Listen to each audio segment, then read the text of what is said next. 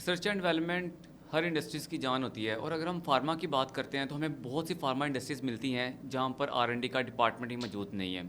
अब आर&डी का क्या इम्पैक्ट होता है क्वालिटी पर और इसके साथ सीजीएमपी गाइडलाइंस, एमएचआरए और पिक्स गाइडलाइंस की क्या अहमियत है और क्वालिटी पर क्या इम्पैक्ट होता है, इससे कितना बूस्ट मिलता है सेल्स को और क्वालिटी को। ये सब चीज़ों को डिस्कस करने के लिए हमारे साथ मौजूद हैं डॉक्टर अहमद जुनैद राशिद। अस्सलाम वालेकुम सर। जी वालेकुम सलाम। कैसे हैं सर? अल्हम्दुलिल्लाह सर, आप सुनाएं। बस अल्हम्दुलिल्लाह। आप बड़ा अच्छा लगा आपने बुलाया, याद किया, पुरानी हमारी यादें थी। सर सबसे पहले तो मैं आपसे जानना चाहूँगा कि आर&डी क्या होती है, किसी भी सॉल्ट की इनोवेशन और जो है डेवलपमेंट या उसकी डिस्कवरी हम कैसे करते हैं। हाँ, देखो आर एन डी तो बेसिकली एपीआई पे डिपेंड करता है ना। जो मेन आर एन डी है यानी फॉर्मुलेशन तो उसके बाद शुरू होती है। पहले हम ड्रग के मॉलिक्यूल पे काम करते हैं, ठीक है। उसको हम देखते हैं कि जैसे अब बाहर है इंटरनेशनली, इसके ऊपर पूरी टीम्स ऑफ वर्क कर रही होती है। साइंटिस्ट होते हैं, उसमें केमिस्ट भी होंगे, उसमें फार्मासिस्ट भी होंगे, डॉक्टर्स भी होंगे। तो वो उसके ऊपर देखते हैं कि कोई नया मॉलिक्यूल प्लांट से आया है या कोई नया जो आपके ऑलरेडी एग्जिस्टिंग है कंपाउंड्स, उनकी अगर कोई साइड चेंज कर लें तो क्या इम्पैक्ट आएगा। तो वो continuously they keep on working ना। फिर वो उसको टारगेट कर रहे होते हैं कि यार हमने इस डिजीज़ के लिए ना हमने इसको इस्तेमाल करके देखना है। एक हाइपोथेसिस बनती है जैसे हमारी रिसर्च में बनती जी। तो R&D वहाँ से स्टार्ट होती है स्क्रैच से। और अगर आपने कोई टेस्ट, जैसे पहले हमारे पास एड्स की मेडिसिन नहीं थी, हेपेटाइटिस की आपको पता टैबलेट फॉर्म में नहीं थी अवेलेबल, बड़ा मसला और लोगों की डेथ भी हुई है। फिर वो आहिस्ता आहिस्ता देखें अब आपके पास डिफरेंट टैबलेट्स आ गई हैं जो हेपेटाइटिस को क्योर करती है ना, ईजी हो गया। वरना आप कहते थे काला जरखान है तो ये क्योरेबल नहीं है। तो दिस इज़ द वे ना। वो एक मोटिव होता है कंपनीज का, एक पूरा पैनल बैठता है। यानी अभी से दिसंबर है, कहीं कोई क्लोजिंग होगी तो नेक्स्ट ईयर के टारगेट डिफाइन किए जाते हैं कि हमने ना इसके ऊपर काम करना है। फिर वो आगे टीम्स को, साइंटिस्ट को साइन किया जाता है, दे वर्क इट आउट। और फिर उसको वो जो है केमिस्ट होते हैं उसको वो देखते हैं जिसकी कौन सी फॉर्म स्टेबल है। सही। फिर उसके बाद वो उसको डिफरेंट जो ट्रायल्स होते हैं ना, जिस तरह फेज़ 1 2 3 ट्रायल्स किए जाते हैं। फेज़ 1 पे पहले एनिमल्स के ऊपर होगा, फिर आपके जो फेज़ 2 पे आएंगे, फिर फेज़ 3 में आप अपनी ह्यूमंस पे जाएंगे ना। फिर उसको देखिए उसकी एफिकेसी, सेफ्टी को डिटर्मिन करते हैं, टॉक्सिसिटी को डिटर्मिन करते हैं। ये लॉन्ग प्रोसेस है, मतलब it takes many years to come up. Even after के एक फॉर्मुलेशन आपने एक कंपाउंड निकाल भी लिया ना, एपीआई आ गया है, उसके बाद भी it takes lot of time because उसकी टॉक्सिसिटी, उसके जो साइड इफ़ेक्ट्स हैं वो डिटर्मिन करते हुए, उसके जो आपको कितना डोज की पोटेंट होगी, इससे ज़्यादा लेंगे तो डेंजरस होगा। It's a long process.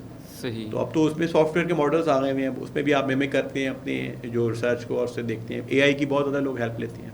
अच्छा। तो it's a very vast field. But Pakistan में अगर आप कहेंगे ना तो डिफ़िकल्ट है बिकॉज बिलियंस ऑफ डॉलर्स की इन्वेस्टमेंट। तो अभी तो हमारी कंपनी इस लेवल पे कोई भी नहीं है ना। तो सर अगर हम इसको इंडस्ट्री लेवल पे देखते हैं, एक तो ये फर्स्ट लेवल आ गया, उसके बाद आता है इंडस्ट्री लेवल पे। वो हम फॉर्मुलेशन पे काम करते हैं। जैसे इंडस्ट्री में आप हम होंगे, हमको हम देखते हैं जिसको हम जी फॉर्मुलेशन डेवलप करते हैं। एक तो तरीका होता है कि हम उसी मेरी से टैबलेट और टैबलेट बना लें जी। ठीक है। फिर हम कहते हैं नहीं, या टैबलेट को अब हम करते हैं मॉडिफाइड रिलीज बना लेना। आजकल जो बहुत काम हो रहा है कि ईज़ होनी चाहिए, एक गोली खा ली मैंने तो अब पूरा दिन मुझे इफेक्ट रहे, बार बार करना, मल्टी डोज लेना मुश्किल होता है। हम उस पर काम करेंगे इंडस्ट्री के अंदर। फिर हम उसकी डोजेज फॉर्म डिफरेंट कर लेंगे। जैसे डिक्लोफेनिक है, कितनी सारी फॉर्म्स में आती है, टैबलेट में भी है, जेल भी है, आई ड्रॉप्स भी हैं उसके जी।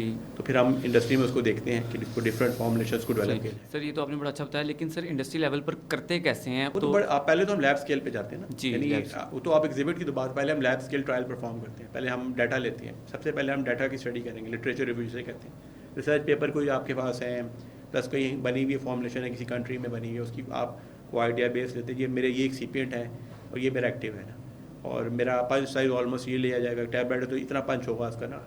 जो डाटा आप इकट्ठा करते हैं इस पर लिटरेचर रिव्यू कहते हैं ना, वो सबसे इंपॉर्टेंट है जी। जैसे हम रिसर्च करते हैं उसके अंदर भी लिटरेचर रिव्यू फर्स्ट स्टेप होता है। आप एक अपना हाइपोथेसिस बनाते हैं ना, फिर आप काम शुरू करते हैं लैब स्केल के बैच पे। लैब स्केल के बैच यानी आप 100 टैबलेट बनाएंगे, ठीक है ना। आप कहेंगे जी मैं 100 बना के देखता हूँ। फिर आप उसको देखेंगे, उसकी फिर जब बन जाएगा, पहले बनने में प्रॉब्लम्स आएंगी ना, बाइंडिंग हार्डनेस नहीं आ रही होती, फ्राइबिलिटी के इशूज जैसे टैबलेट है।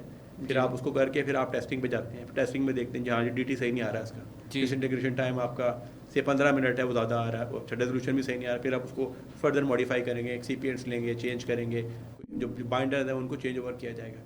सही। ठीक है। ये पहले लैब स्केल के ट्रायल है जो कि छोटे लेवल पे होंगे और ये बहुत सारे होते हैं।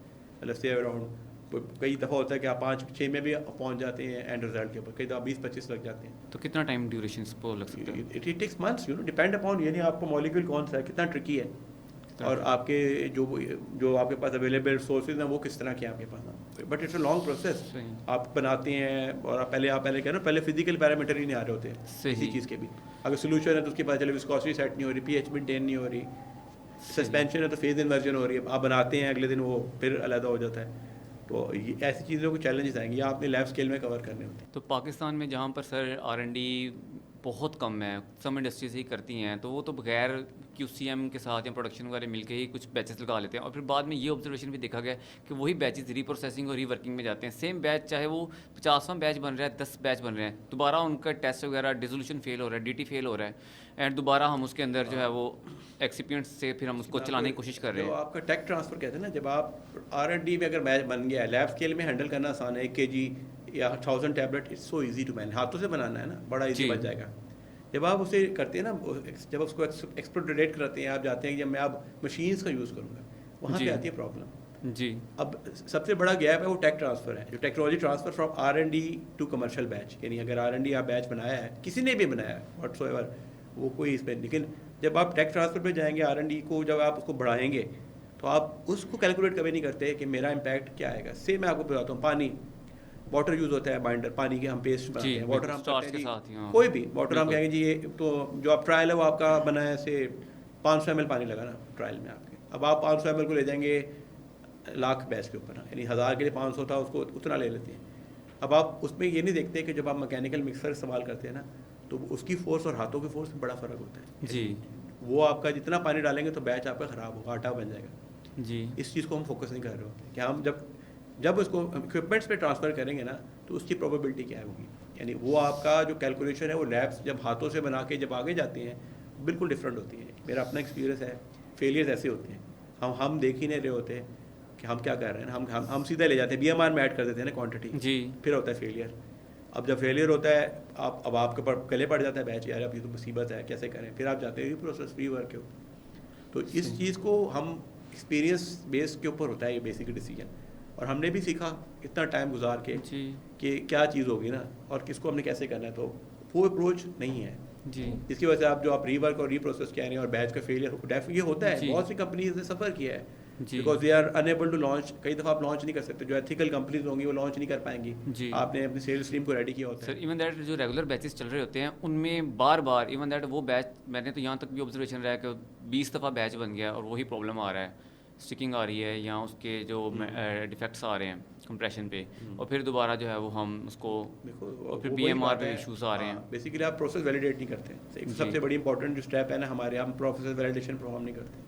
प्रोसेस वैलिडेशन क्या है? बेसिकली वैलिडेशन ये है कि आपने जो आपका प्रोसीजर है पूरा स्टार्टिंग फ्रॉम डिस्पेंसिंग से लेके से कोटिंग है, ब्लिस्टरिंग तक, इवन एंड स्टेज तक आपने वैलिडेट करना है उसके हर स्टेप को, और आपने देखना है कि सिस्टम कितना रोबस्ट है इसको एब्जॉर्ब करने में ना।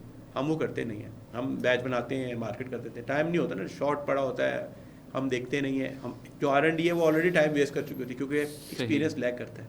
हमारी एक एजुकेशन में कहीं पे भी इतना सिखाया नहीं जाता कि हम अब लेटेस्ट जो चेंजेस आ गई हैं ना, जो लेटेस्ट फॉर्मुलेशंस हैं जी, अब स्टार्च इज़ नथिंग, अब स्टार्च यूज़ ही कोई नहीं करता ना, हम अभी भी बैठे हैं स्टार्च के दौर में जी।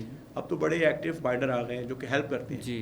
तो जब आप जाते हैं, आप फॉर्मुलेशन उठाते हैं, आज जैसे आजकल ड्रैब है वो कहता है जी आपने जेनेरिक जो आपका जो पेटेंट है ना, रिसर्च मॉलिक्यूल है, उसकी जो है ना इंग्रेडिएंट वो इस्तेमाल करने हैं। आप चले जाते हैं उसके ऊपर, आपका हैंड्स ऑन एक्सपीरियंस नहीं होता, आप तुक्के से काम कर लेते हैं, एक आध तुक्का लग गया, बैच बन गया, आपने हर लोग शोर में जाते हैं जी हम तो कामयाब हो गए जी, देखिए हमने बैच बना लिया, ग्लोरी की तरह आज ही लॉन्च करें, लॉन्चिंग करें जी। तो वो गैप कभी भी कवर नहीं, वो जब आपका गैप कवर नहीं होगा और आपको पता नहीं होगा, आइडेंटिफाई नहीं करेंगे कि ये मेरी प्रॉब्लमेटिक एरियाज हो सकते हैं जो वैलिडेशन में आपने करने हैं जी, ठीक है ना। आप मिक्सिंग टाइम को देखते हैं, आप उसको वेटिंग टाइम को देखते हैं, पानी की क्वांटिटी को, वो आपने किया नहीं होता, चैलेंज आपने फेस नहीं किए होते, आप चले जाते हैं, तो फिर यही होगा पिक एंड, एक बैच अच्छा बन गया, एक बैच नहीं बना, वो प्रॉब्लम आती रहेंगी। तो सर पाकिस्तान की R&D किस लेवल पे आप ऑब्जर्वेशन देखते हैं? बहुत बेसिक पाकिस्तान की R&D बस कुछ कंपनीज ही हैं जी। पाकिस्तान बेसिकली देखो, पाकिस्तान की तो एजुकेशन ही उस लेवल पे नहीं है ना। R&D का जो दुनिया में R&D होती है ना वो होती है विद रिसर्च इंस्टीट्यूट, यानी जो कैट जैसे यूनिवर्सिटीज़ हैं आपकी, फार्मेसी के कॉलेजेस हैं, इनके साथ कोलैबोरेशन होती है। क्या होता है, आप MPhil PhD में बच्चों को टॉपिक देते हैं, कंपनी उसको स्पॉन्सर करती है, उसका कॉस्ट उठाती है, कंपनी एक MOU साइन कर लेगी, और इंडिया में यही है, इंडिया में 7 ही कंपनीज होती हैं, यानी आपका मेरा MPhil है, उन्होंने टॉपिक्स दिए होते हैं, कंपनीज़ ने यूनिवर्सिटीज़ को ना, ये हमारे जो है ना प्रॉब्लमेटिक एरियाज़ हैं, उसके ऊपर वो कहते हैं कि आप बताएं। वो आगे क्या करते हैं, वो फिर असाइन करती हैं टॉपिक स्टूडेंट्स को, उसके पास टाइम है। अच्छा, बेनिफिट क्या है, स्टूडेंट की रिसर्च हो जाती है, जो भी केमिकल की कॉस्ट है, जो कॉस्ट इन्वॉल्व है API की, केमिकल की, टेस्टिंग की, वो इंडस्ट्री कवर कर लेती है। जी हमारे यहाँ तो ऐसा है ही कोई नहीं ना, मतलब दिस इज़ नो वेयर। जी बहुत सी यूनिवर्सिटीज़ में MOU होते हैं, मतलब हमने भी किया, जब मैं पैसिफिक में था लास्ट टाइम, वहाँ पे हमने जी। पंजाब यूनिवर्सिटी के साथ साइन किया ना फार्मेसी डिपार्टमेंट जी। का, पर MOU तक रहा।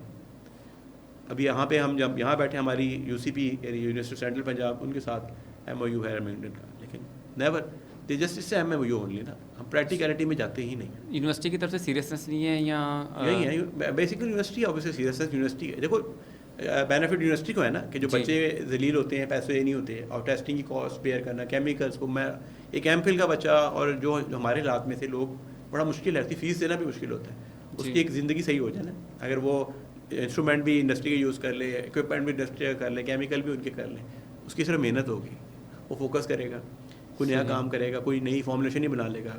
लेकिन हम उसकी तरफ आज तक मैंने तो नहीं देखा कभी कुछ हुआ। इट्स जस्ट MOU क्या होता है कि मैं एक प्रिंसिपल हूँ, मैंने अपनी दिखानी है जी, मैंने इतने MOU साइन किए, उससे आगे कभी काम नहीं हुआ आज तक। मैंने 21 साल में तो नहीं देखा अपनी लाइफ में, और अभी भी मैं नहीं देख रहा कि ये कुछ इसका होगा। सही।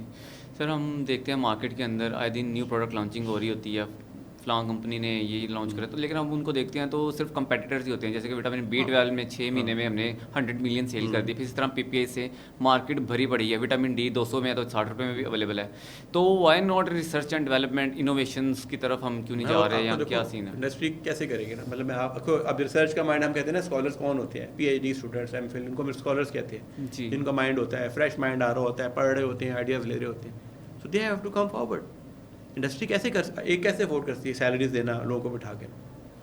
देखो विन विन सिचुएशन है, बिजनेस करने सब बैठे हुए हैं, यहाँ पे चैरिटी नहीं करता, बिजनेस है, बिजनेस जो भी करेगा, इन्वेस्टमेंट होगी, वो कहेगा मुझे इसका पे बैक क्या है, ये हर एक का राइट है। बेस्ट सोल्यूशन यही, मैं मतलब इंडिया में दिस इज वो है, मैं मतलब UK में काम करता था अपनी पुरानी कंपनी के, वहाँ पे हमारा ऑफिस था, तो वहाँ हमारे पास 2 इंडियन एम्प्लॉयज़ थे, तो उनसे काफ़ी हम होती थी बातचीत, होनी जाना तो डिस्कशन होनी इस टॉपिक पे, तो उनका ये मॉडल है, वहाँ रिसर्च कि ये जो मैंने आपको अपने टॉपिक्स शेयर कर लेते हैं, और वो आगे बच्चों के टॉपिक्स हो जाते हैं।